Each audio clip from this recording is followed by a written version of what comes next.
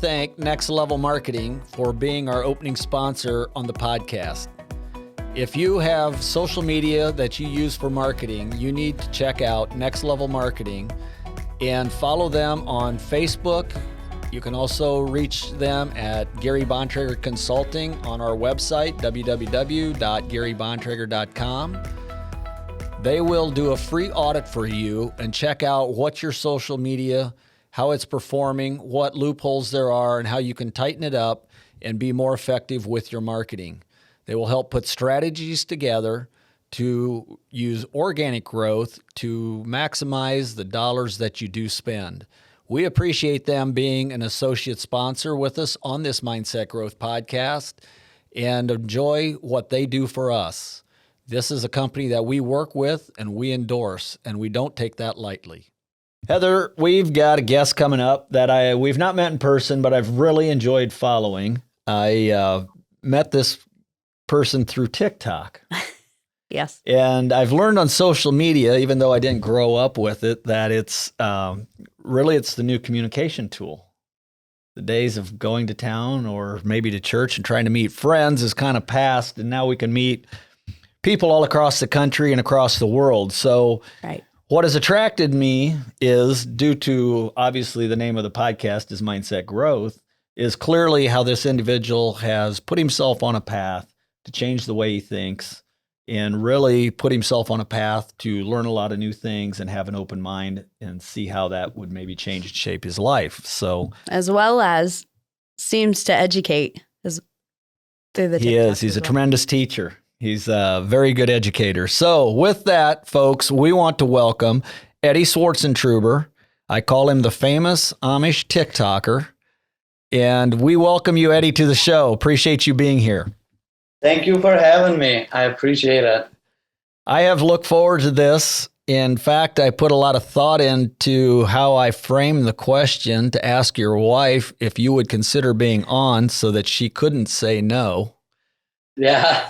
Actually, yeah. And so I really worked the wording on that because I didn't want to miss this opportunity, because it resonates with me, even though your experience and mine were somewhat different because of the communities and literally growing up Amish church districts. I mean, sometimes I see communities where even farmland is worth more on one side of a road than another, depending on who the bishop is. So those are things that are very interesting to me. But we're going to start with a couple of just quick questions to kind of get us warmed up and relaxed. So, and this is going to be a very interesting one with your background. So I hope you find a little humor with it.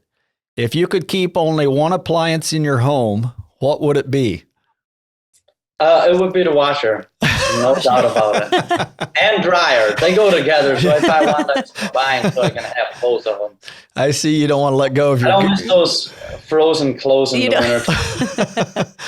Just a mess. That was nothing worse. They always said the clothes were dry, but they really weren't. They were just froze, and then you had to push your legs. Just froze, and then you hang them around the stove, and everything is wet. The whole entire living room floor is just wet. And then you had to put them on, and they weren't really dry yet. Yeah, correct. If you could teach any grade or subject, what would it be? History. Awesome. I like that. We didn't learn history in growing up Amish. It was strictly forbidden. So I didn't really know about history until I left, but I found it very enjoyable. I loved to learn about it. And I went to do my GED after I left because I had 8th grade in the Amish. And that was one of my favorite subjects, was history. I just loved studying it. That's a good one. I can identify with that. And I know it's probably why I learned to love to read so much and read a lot of books, is I feel like we were very limited on what we could live. I mean, I went to a small, country school as well, and we were very limited on world events that we could even learn. They would take pages out of books or whatever they needed to avoid us learning certain things. To keep the mind frame, or I feel like they keep it limited. Mm-hmm. In my community especially, I felt like it was limited. It wasn't on accident, because if I would have had access to all that information, I would have been questioning my parents. Why are we a part of this religion? Listen, there's I thought it was Amish and English, Mm-hmm. And then, while Amish that were above us, we called those Sad Amish. And so I thought it was, Amish in English, but all the same. It's either you're in an Amish church or an English church. And if I would have learned like all the different religions, I would have gotten really curious. Why are we a part of this one and not a part of that one? See, that's interesting to me because what I was then taught, because we had made, the step from Old Order to Beachy Amish, and we were then taught that we were responsible for what we knew, but if we ever advanced from that point, then that was unforgivable. So we were okay, and everybody below us was okay, but the ones above that, and then my question always was, well, but we have neighbors, and they seem really nice, and they were Mennonites. And then they were like, well, we can't judge, which is really kind of odd statement to make because our culture judges everything. Right. Yeah. I mean, you judge somebody based on like when you first see them. It's automatic. If somebody looks scary, you're trying to defend yourself, right? So, but I get what they mean by not judging. But I have a question for you about like the Beachy Amish. When you move from Old Order to the next level, right? Like, how did your parents tell you that it was okay to do that, but you couldn't go further? Because our parents obviously lived in the Old Order, and then, like, we were strongly taught we have to honor our parents, and that means obeying them. Right, and that's why we were taught that it was okay to go to that level, and we had to move from one state to another, so that we wouldn't cause any problems with shunning in that community, which is somewhat common. As I travel across the United States, you'll see when they make that change, a lot of times they'll move to a different community. Mm-hmm. But it was probably one of those things my grandparents, my older grandma lived with us till she passed, and my mom was the youngest in the family, so we took care of her, and she was okay with it, because she enjoyed the convenience of a car that we drove her around. But then my other grandparents, they didn't really like it, but they didn't forbid it either, so that we could still be in relationships with them. But if it had gone any further than that step, I think then's when we would have probably had a lot of problems. See, that's what I always felt. So in our community, if somebody married, because there were also a couple different groups of Amish, we were the lowest. But if somebody came from a higher church down to ours and married into our church and did that lifestyle, everything was cool. Everything was great. These are heroes. But if somebody stepped from here and joined their church, now there's problems. You made a step forward. You cannot do that. Yeah. Progress. I think what really happened in that culture, and we're kind of getting off on rabbit trails, what really happened though in that culture is I feel like they took a stake and just drove it in the ground in about 1880 and decided they didn't want to advance anymore with technology. Correct. They just wanted to keep the old, like the transportation, how hard they worked, all of that, because anything that was progress was supposed to be wrong. And there's really nothing biblical about any of it other than the fact it was just, at that point in time, they just wanted to freeze how things were done and try to live those traditions in a more modern world. But yeah. This next question might be a funny one too. As you can tell, Heather put these questions together, so she has a little humor. Finish this sentence. When I dance, I look like a fool. I know you didn't grow up dancing, that's for sure. Yeah. At least not being taught how. I can't dance well, but I can try. Well, that's good. That's all you can do is try. I feel like most of us, that's all we're trying to do when we dance. Yeah. You pick which one, but how did you get that scar? Yeah, I have a scar right here. I have a scar on my hand here.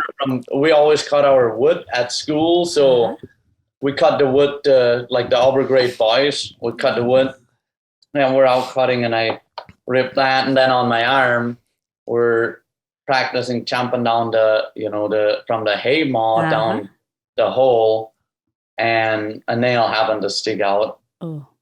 And so I have plenty of scars. Our family, we are so lucky everybody is alive. Oh, We did the craziest of things. From, one of my brothers ripped his finger off. One of them got attacked by a bull. That was really bad. But fires, we played with fire like crazy. So we had a lot of accidents happen at the farm, but I think that's everybody survived. I think that's part of our culture. I know I had a bunch of brothers and we didn't have all those toys. So, no electronics. So we went out and we just did anything. You just do all kinds of stuff. Like you don't have television to keep you busy. You just get out there and play. Yeah, which is why there's so many kids in the first place. And then all those kids create all kinds of chaos. Like one night we're out there, our dad gave us a go ahead. We can burn this old chicken coop. This was an old school bus that we had fixed up for a chicken coop. We had it ever since I remember. It was like an old bus. And I know as we find gas, right? This is perfect. So we find gas, take it out there. We pour like 4 gallons of gas all over the chicken coop and then light it while this thing went woof up into fire. But it wasn't enough. My brother had to keep dumping it. Oh, no. And the fire started catching up to the can and he swapped it back and he just sprays it right over my younger brother or other brother that's standing right there. Oh, and no. Whoosh, he goes right up in fire. And he rolls down in the grass. My sister happens to be right there, just got done milking the cow and just dumps the milk to, put the fire out. But yeah, we just always had stuff going on. Interesting. Wow.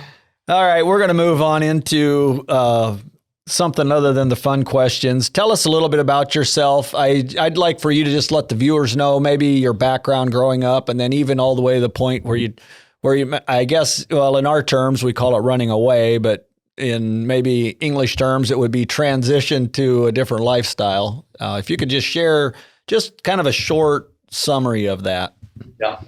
Yeah. So I grew up in Harmony, Minnesota, in an old order Swartzentruber Amish community. And I lived there until I was 17 years old. 10 siblings in my family. We grew up on a 60-acre farm. And at 17 years old, I knew at like 12 years old, I didn't want to live the Amish lifestyle. But at 17 years old is when I finally made the decision that, whether you call it running away, transitioning, I transitioned out of the Amish and started we would call it an English life. Mm-hmm. Go ahead. Leaving, it's different in every community. Some people just tell their parents that they're going to leave and they leave. We couldn't do that in my community. I couldn't have left tell my parents I'm leaving and then leave. It was kind of like you sneak out in the middle of the night and away you go, and then you figure out the steps forward from there. What were the circumstances around you leaving? Did you do it I kind of know this because I've followed you, but did you do it? You did it at night, if I'm right. Can you tell a little bit about, maybe the conditions and how that process was? Yeah. I mean, it was, so what led up to it, I was just so, I wanted to leave. And also I was scared that my twin brother is going to leave. And if he leaves, it's going to make it 4 times harder for me to leave, because now, like, if somebody was ever part of Swartzentruber Amish, Old Order Amish, when somebody leaves, it's just a mess. So I wanted to leave first. And of course, it's in the middle of the winter. And I just thought one day, hey, I really want to do this. And the next day I left because I didn't want to have much time to think about it, overthink, and then get scared and not do it, right? So I was out in the haymow throwing down hay, actually, and it was just so cold and miserable. The hay was packed in there so hard to get it loose. I was trying to throw it out the window for the horses outside. My fork flew out. I was like, crap, now I got to go all the way down, go get the fork, come back in.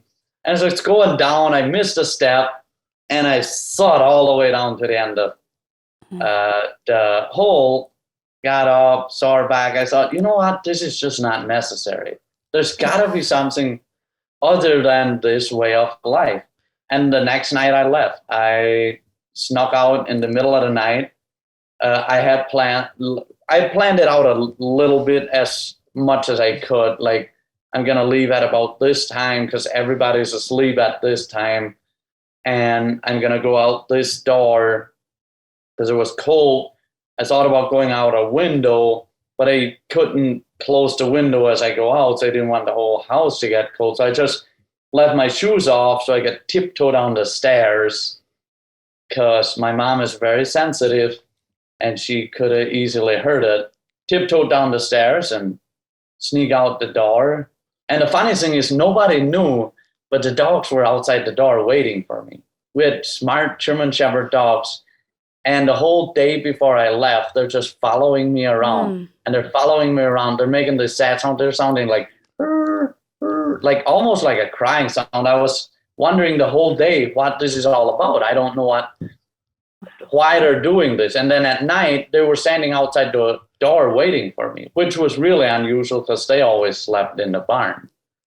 So I took off running and onto the road, took off running. Of course, the dogs ran over to my parents' bedroom window and they barked a couple times.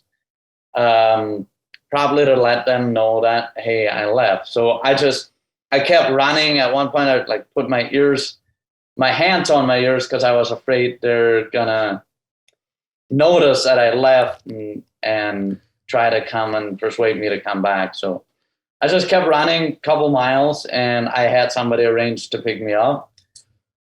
They didn't come right away, so I was a little nervous, but eventually they showed up. And yeah, I stayed at their house the first night, and the following days, it just kind of, you find a job, you find a steady place to live, and slowly start building a life. What, you said you did this in the winter, is that right? And it was cold. Yeah, January 8th of 2014 is when I left. And what was the temperature that night? Oh, it was cold. It was well below zero. It was at least 12 to 14 below, and then it's windy. And when I was running, it was warm because I was running. Right. I wanted to go to the closet to get my coat, but I didn't really dare because the closet was off to the side and it was kind of right on the other side of the wall of my parents' bedroom. And my mom is so sensitive. I thought if I go out there, that is so unusual because we would always go outside to use the bathroom. So I figured worst case, if they hear me, they might think I'm going out to use the bathroom. But if I go over to get the coat, that's definitely not normal. You don't go over to get the coat because you run out, use the bathroom, come back in. So I didn't want to go over there, and I just wanted to be able to leave without without them finding out, because I'm pretty sure I wouldn't have left if they would have found out. Right. They would have started to really keep an eye on you and try to indoctrinate you on the evils of leaving. I guess I have to believe that at some point, though, did you realize you were thinking differently than maybe a lot of your friends to lead yourself to a point that you ran away and you did it in such harsh conditions? Because that wouldn't be just a common thought process for a lot of young people your age. Yeah. I mean, I definitely did realize it at a certain age, because at one point when I was 16 years old, I had planned to leave with somebody else. Okay, we were going to do it together. Okay, it's a little bit easier if both of us leave and escape on the same night. Well, as it led up to it, he was nervous about it. He was questioning it, scared about it, and I didn't have any second thoughts. But BNC didn't leave. We didn't have somebody to pick us up, so I ended up not leaving. And every weekend after that, I regretted it. I was just like, that was my chance. Why didn't I get away?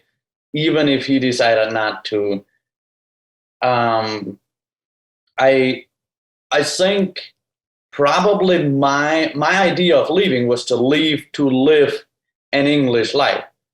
Some of the kids I was around, they were like, well, leave, but they would wanted to leave for a couple of weeks to experience it a little bit, but come back and, make their parents happy, etc.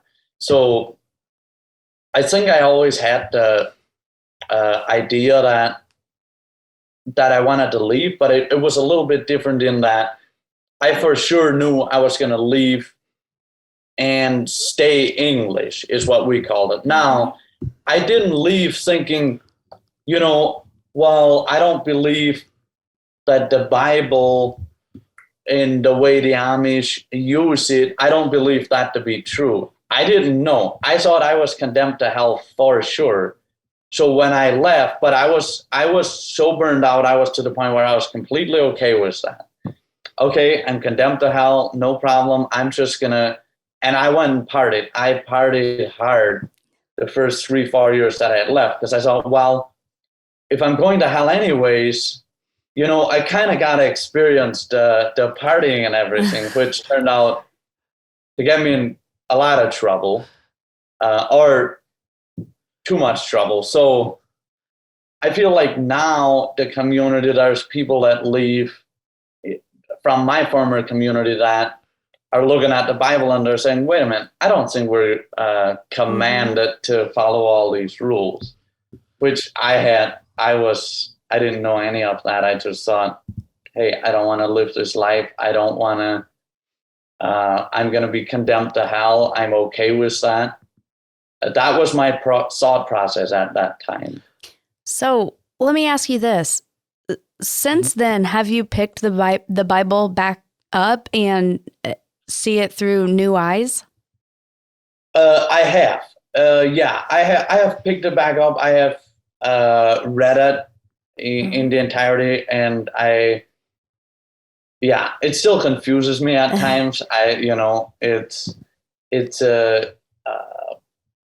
It's a complex book, or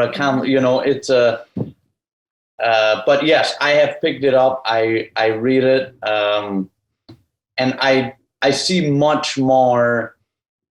I think it would have been much easier for me to leave had I read it first, because I would have came to the conclusion that, okay, we're actually not commanded to do all these things, because it's actually not in here. It's just, we have, 1 second here. We have, in our community, they have this book, which is a famous book in the Swartzentruber Amish.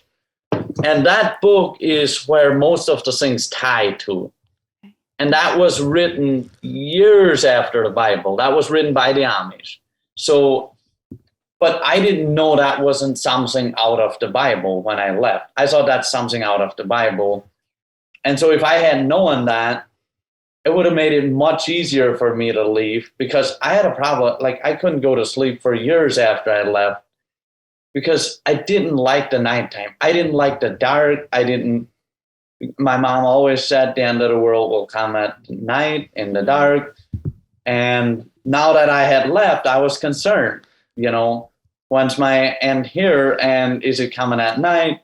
Like, every time it was morning and I got up, I was just so happy, even though I was partying and it was late at night, and I was,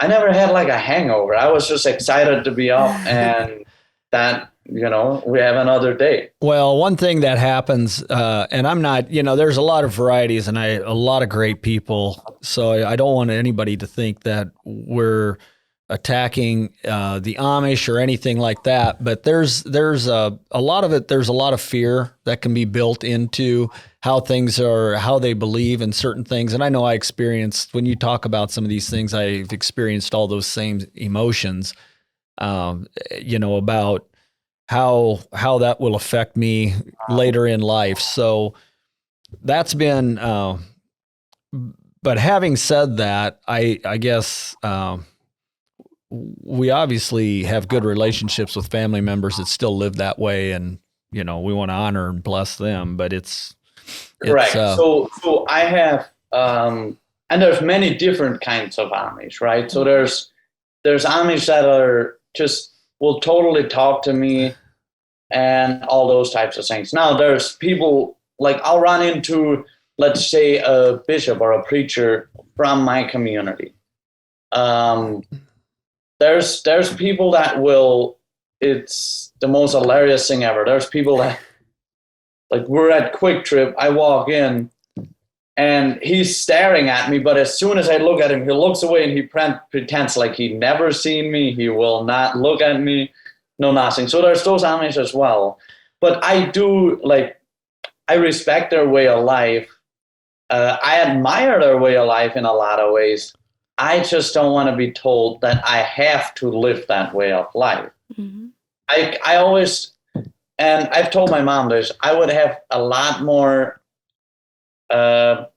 respect for the community I come from if they would simply say, we believe this is a good set of principles and values that we ought to live by in order to live a good life. But the way it was put to me is, this is the only way we can live, because if we don't, God's angry at us, and God is condemning us.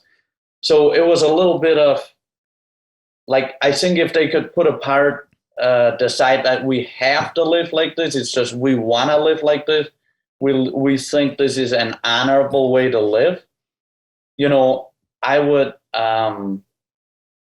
because it does scare a lot of kids. Like, for myself, at a young age, you're taught constantly, if you ever leave here, you're going to hell, and it's hot and it's burning and all those things. So that is a scary thought, right, as a kid. And then it's kind of shapes your, kind of gives you a lot of limiting beliefs as to what you can do. So what's the relationship like with your mother or your parents? I don't know if they're both alive or not. Or your So my dad passed away from cancer. Now my dad was much more loose than my mother. Mm-hmm. I know it's usually turned around, but my dad was more loose. And just for the audience, loose means he was more not as strict in his beliefs. Correct. He was not enforcing the Amish rules like my mom was. So, for example, he would. Like, if mom found a radio or a little headset or something like that, it was chaos. It was, holy crap, this was in our house. I cannot believe this was in our house. And there were consequences for it. If my dad found it, it's like, well, we have to burn it, but let's not tell mom about it because that will create a whole another storm. Or he would call me even after I had left. It was from the neighbor's phone, But he has now passed away. He had cancer in the last couple of years. But my relationship is decent with my mom. I can go and see her. I just stay away from anything that I know she disagrees with because, I want to just have a nice conversation with her. I don't want to bring up stuff that she disagrees with her. I don't even talk about, like, well, I don't find that stuff in the Bible. That just leads to, she gets very defensive and stuff like that. I just want to be able to have a relationship with my mom. Well, that's honorable. I can identify with that and respect that because I've learned and I lost my father quite a few years ago, but I know with my mother too, it's like there's no point in trying to change her point of belief because she doesn't want to. Right. So, she doesn't want to. It's all she was ever taught. And so, like, I'll do anything I can I'll dress as modestly as I can. I will not put on Amish clothes because I told my mom I feel like I'm living a lie if I wear Amish clothes. Like, it's almost as if like, what am I putting them on for? I said, I will dress I will wear black, I will wear whatever. That makes I would never wear shorts out there. That would be a huge no-no. To just dress modestly and I think she appreciates that. We want to thank Century Insurance for being a sponsor on the Mindset Growth Podcast. They work in about 18 different states, bringing insurance needs to small businesses, construction, and others likewise. They will tailor packages that fit your needs. They can work with bonds, home and auto insurance, life insurance and benefits, as well as health insurance. They will help you through the process of putting together a tailored package that benefits you and serves your family and your clients to its most effective capacity. We appreciate their support. We want to thank Gary Bontrager Consulting for being a sponsor on the Mindset Growth Podcast. There's a variety of services they offer. They have human resources for one. They have a sales program. They also work with the financials, whether you need to help set up your QuickBooks or go with a high-level person that can help you do benchmarking, budgeting, and the likewise. They also do a lot of leadership training, whether you are the business owner, manager, or are just leaders in departments. They can tailor those packages for you. Reach out to them for a free consult, and they will see what your needs are and offer different opportunities for you to put in motion to take your business to the next level. They have been successful over the past few years in helping organizations not only grow, but grow as much as 2, 3, and 400% in a 12-month period. Certainly, they understand it takes a strong foundation, and there are years where there may be no growth leading up to this as they put the right pieces in place. Reach out to them at www.garybontrager.com. You can reach out to them on Facebook, Instagram, LinkedIn, and Twitter and get the free advice that they offer, and that may be just what you need to set you on a different path to lead you forward and be successful in your business and your life. We appreciate them supporting us. I have two questions. One is, how did you get started with TikTok? And two, does your family or your mother know what TikTok is and that you're got a nice size following there? No. No. If I would ask my mom if she knows what TikTok is, I'm sure she would think it's a game because a TikTok or something. She would not know what that is. And I would never tell that to any of them. I would never talk about it to any of them just because number one, they don't think I should be doing it. Number two, it's not anything that they have any interest in. So none of your family knows you're out on TikTok? There is family that knows, yes. Okay. Because there's some of my siblings that have left. So. Okay. And just so that the audience would know, we would have been taught that you should, it's better to be not to be boastful and prideful, and so you should never in any way promote yourself, and they would view this as self-promotion.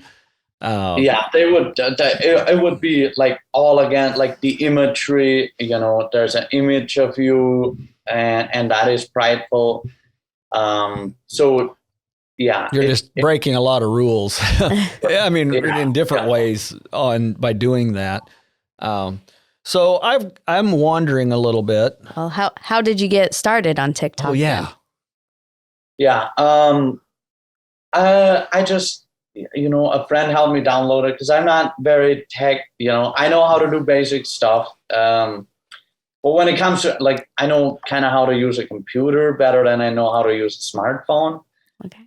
But, it's pretty easy to use. A friend persuaded me to download it. We downloaded it and we did a couple fun things. Just kind of playing with it, and then I didn't do anything with it. And then in the spring, I just played with it a little bit. And all of a sudden it just, started being everywhere. So that's kind of how that happened, answer a question. And, there's humor in it. Obviously, that's part of it. But answering questions in a fun way, maybe. And people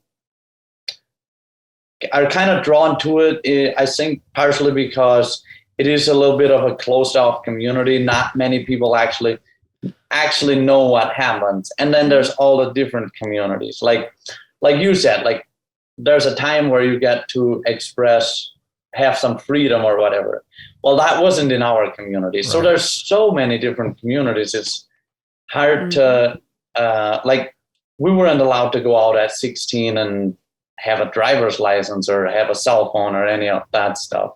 So there's so many different things. And I think very few people really know what actually happens like inside the Amish community. Right. There's so much mystery because they don't know much, and then they assume and make assumptions. And the truth is, unless they hear it from somebody in that community, they can't really even understand it at all. And so I think that's where.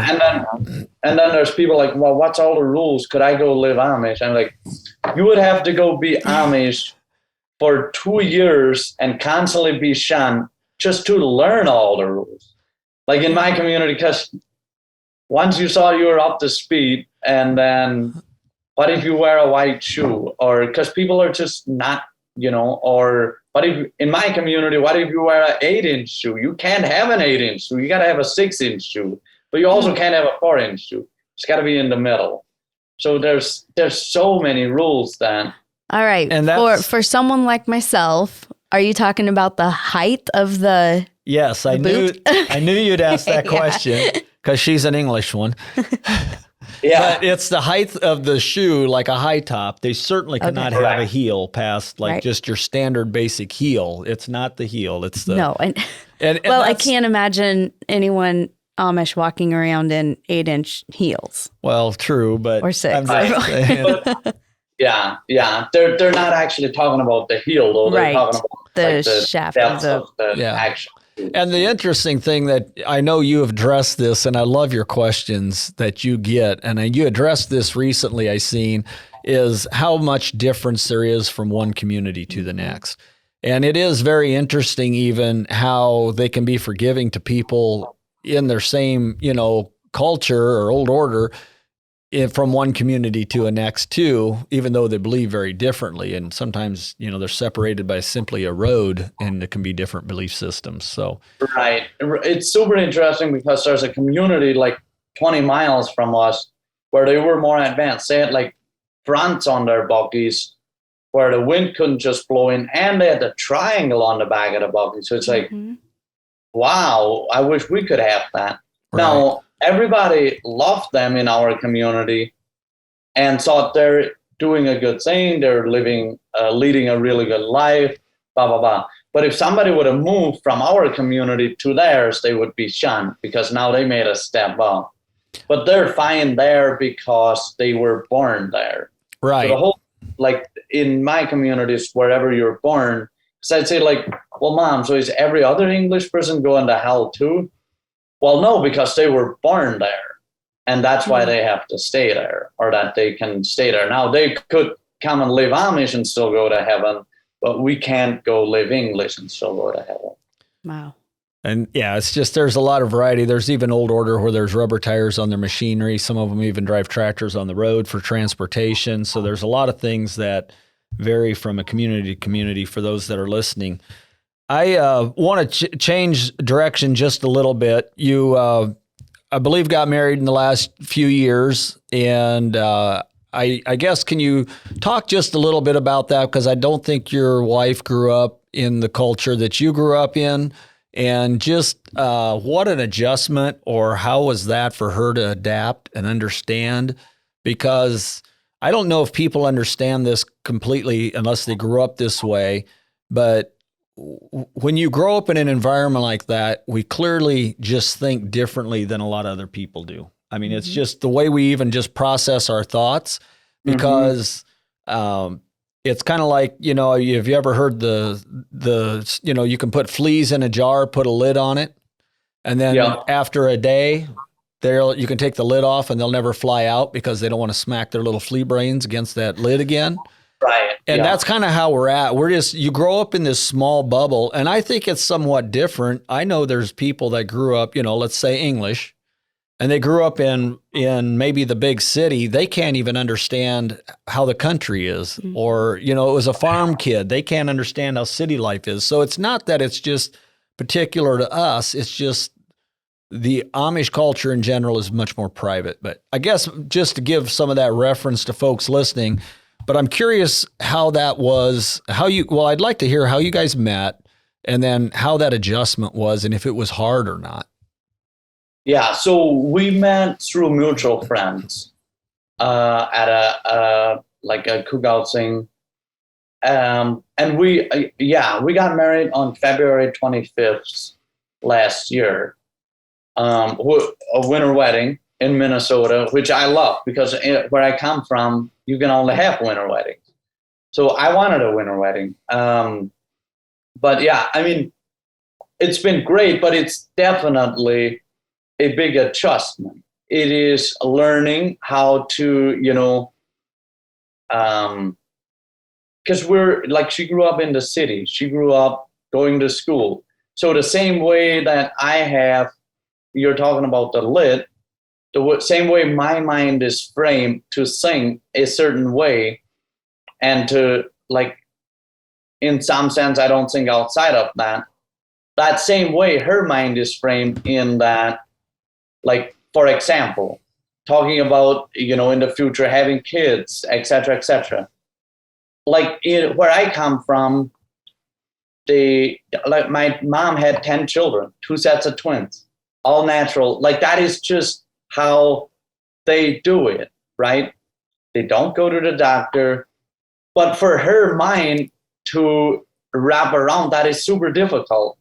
Wait, how did you, So it's definitely it's interesting. It's a lot of fun, but it's definitely interesting just like the differences. And you think like on the surface, oh yeah, of course there's some differences because you came from cultural different backgrounds. No, we're almost a year into marriage, and there's still stuff comes up where it's just like, wow, it's so different, right? Like just the way you go about stuff or the way you try to do something. So, you guys, I mean, she's got a job and, went to school probably all the way through college. So that was very different than you. I know you have a commercial roofing business, if I understand correctly. Yeah, we do commercial land. We do a lot of residential as well. So we do both. Yeah. And so how did you transition into that then? Because typically culturally, we really work with our hands and there's a lot of self-employed, it's kind of that's kind of something we're taught, which is good.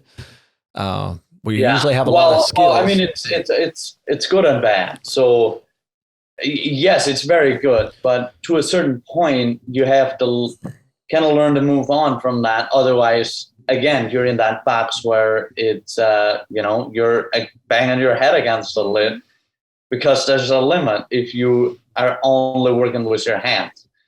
But it was definitely a huge advantage for me. They teach that. It wasn't hard for me to get a job after I left. People are like, oh, you came from the Amish? Yeah, we'll hire you. We'll, put you out on the construction crew, no problem. So it was fairly easy to get a job. But the transition, early on, I would say it was much easier because I'm doing work myself. That was much easier for me.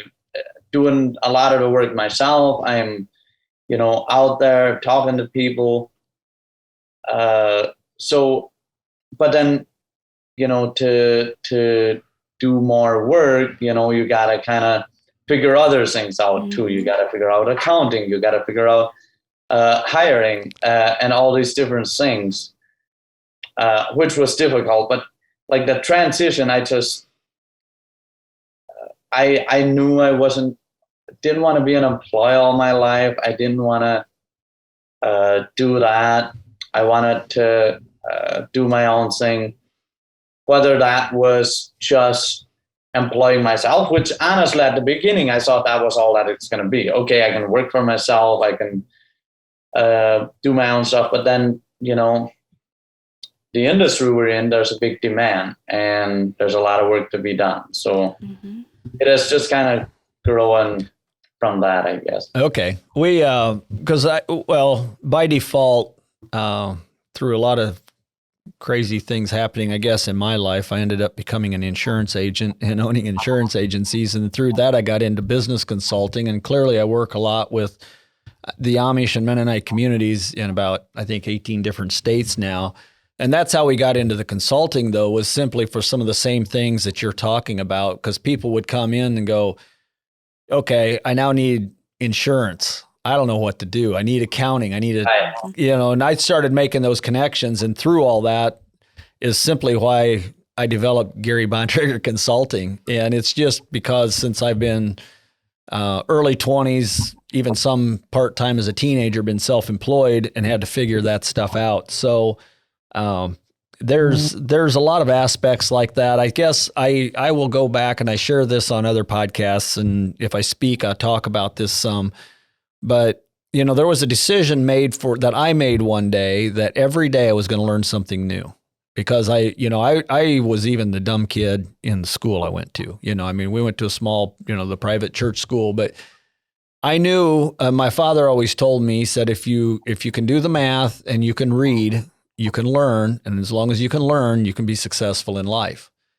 And so it was at that point, after he had passed and I was young, that I decided I was going to learn something new every day. And it's something that I still do.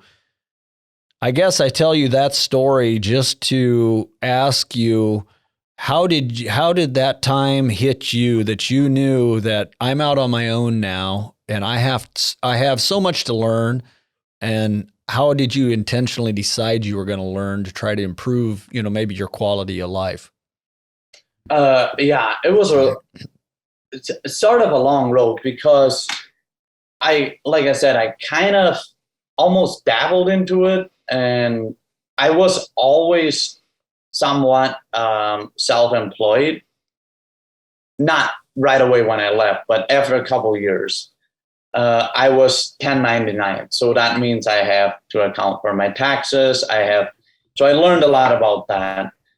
But like, as far as the other stuff, if in a way, I'm sure kind of thankful I had to learn a lot of it as I go. Because if I would have known, the kind of insurances and the kind of headaches that it takes to do some of these big jobs, I would have probably said, yeah, I'm probably not doing that. That's not worth it.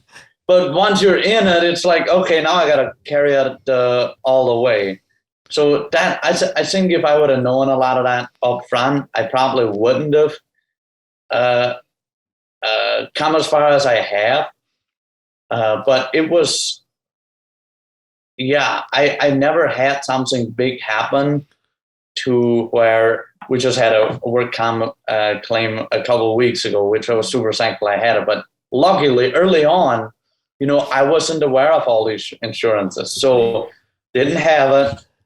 And luckily, nothing ever happened. But as when I bought my first house, even homeowners insurance, my first house was a cheap house. I had saved up the money to buy this thing, and I go and buy it. And it was on a Saturday that I moved in. I didn't tell anybody. So the person I moved out of his house, literally on Saturday, I called him and I said, look, I bought a house. I'm moving out. He's like, oh, you bought a house? Yeah, I'm moving out. Oh, great. So do you have insurance on this house? I'm like, why do I need insurance on this house? I own this house. He's like, well, yeah, that's the point. If it burns down tonight, you own it. And I was like, oh, shoot. Because I didn't go to the bank for a loan for the house, it wasn't a requirement. And nobody made me aware that I need insurance on this house, through the title process and all that. So I was sleeping on the couch all weekend, constantly checking the furnace. I'm like, what if this thing blows up, burns down? Because it was a Saturday. I couldn't get insurance until Monday.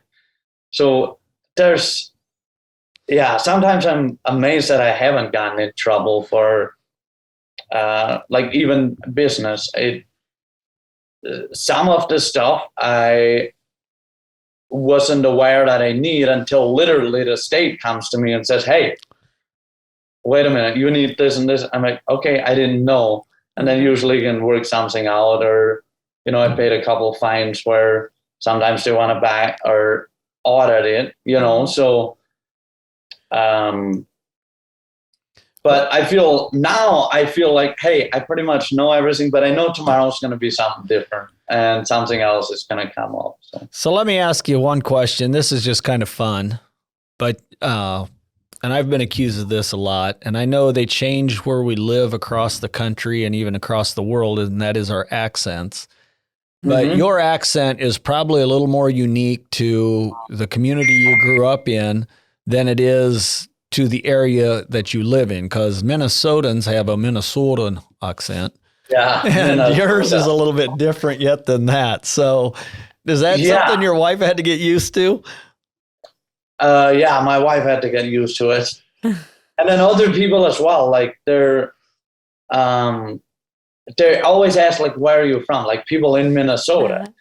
And then on TikTok, I've had a couple videos where people get crazy in the comments and people start saying, this guy's trying to talk Minnesotan and he can't even talk Minnesotan. I'm like, sorry guys, I'm not trying to talk Minnesotan. It's just kind of how I talk. But it is something that is not nearly as heavy as it was when I left. Right. And like my twin brother, it's still much stronger. So the longer and the more you speak English, the more and more you get away from it. But it is a different dialogue from. So, Gary, can you say like run away in your language where you grew up from? Oh, well, I was going to say rumspringa, but I have not spoke much Pennsylvania Dutch. Since probably in 30 years, because when I, for 3 years, lived in northern Indiana, they had a different dialect and accent, and they all made fun of me. So I just started acting like I couldn't speak it. Yeah. So because I was tired of it. And since that point, I've lost it. I can understand it, but I know what you're saying. Your community is going to sound very different than my community. Right. So if I say Schwetze, do you know what that means? Oh, yeah. But I would say Schwetze. That's what most old order Amish talk like, I feel. But the Swartzentruber, they would call that Schwetze instead of Schwetze. Yeah. No, there's definitely a different way. And, of course, my family came from Oklahoma, so we have more of the, that southern accent to it. And but yeah, it's very, it's funny how even territory, like in different states, you have different foods, but then there's always the staple of, the homemade white bread and different things that's just kind of universal.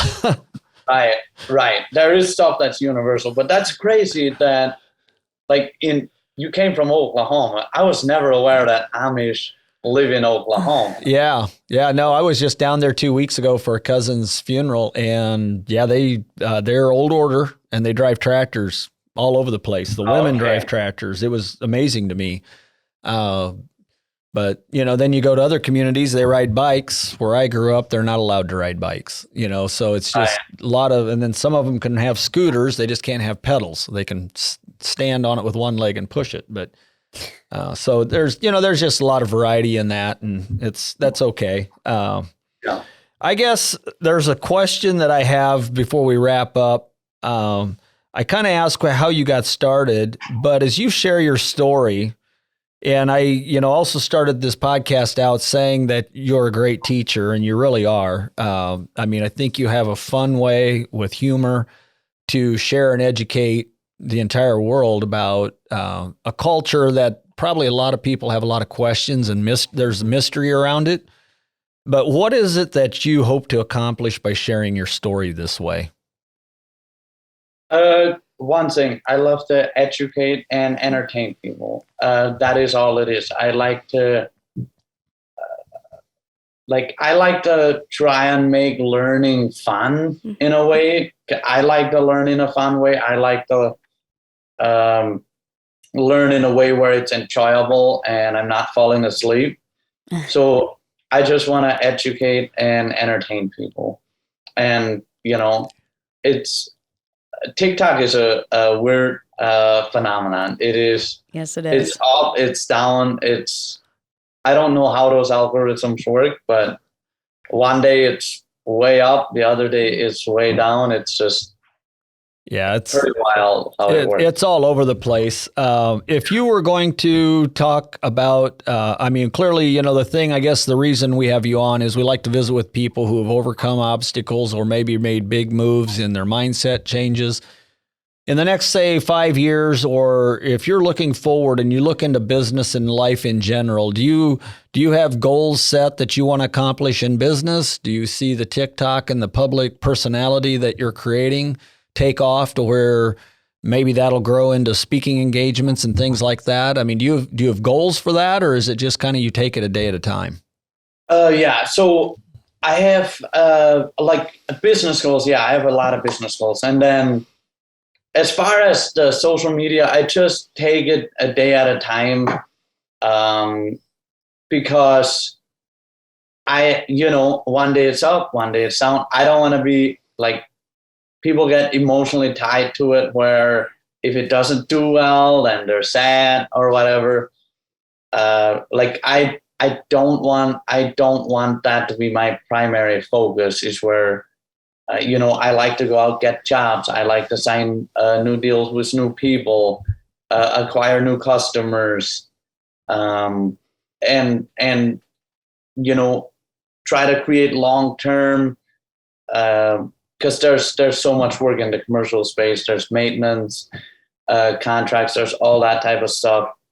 That is very, it's very fun to try. It's challenging, but that's a lot even more fun to me than, let's say, TikTok. TikTok's fun, yes, but it takes so little time to do it. But I don't know, like business goals, yes. As far as TikTok, like social media, I'm just kind of one day at a time. I don't have huge expectations for it. Okay. If it leads to something, great. If it doesn't, I'm totally fine with that.